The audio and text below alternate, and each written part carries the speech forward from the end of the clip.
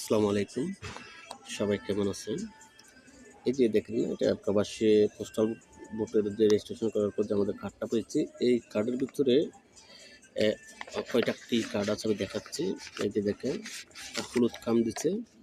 এই হলুদ খামটা হচ্ছে আপনাকে রিটার্ন করার জন্য, আপনি যে ভোট দেওয়ার পর রিটার্ন করবেন সেটার জন্য।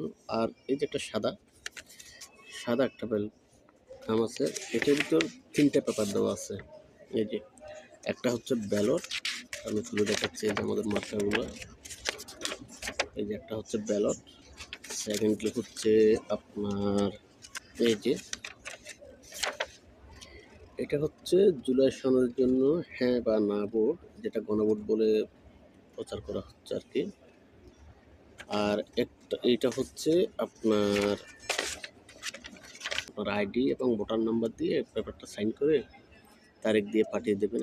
তো এই ৩টে পেপারের মধ্যে আপনি যদি মনে করেন এই যে আপনার মার্কাটা, ব্যালট যে পেপারটা, এটা গুরুত্বপূর্ণ, তাহলে এটা ভুল করবেন।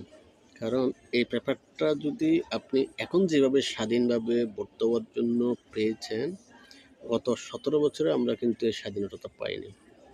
তো এই জন্য আপনাকে এটা যদি আপনি স্বাধীনভাবে ভোটের জন্য বা স্বাধীনভাবে যে এখন যেটা করতেছে এটা যদি পাওয়া যায়, তাহলে সবচেয়ে বেশি ইম্পর্টেন্ট হচ্ছে আপনার আপনার যে জুলাই সনদের যে বাস্তবায়নের জন্য যে একটা গণভোটের ব্যবস্থা করছে সরকার, এটাতে যদি আপনি হ্যাঁ ভোট দেন তাহলে আপনার স্বাধীনতা থাকবে।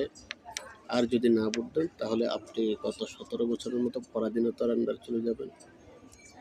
সংবিধান নিজের মতো করে সংশোধন করে নেবে যে সরকার ক্ষমতায় আসবে।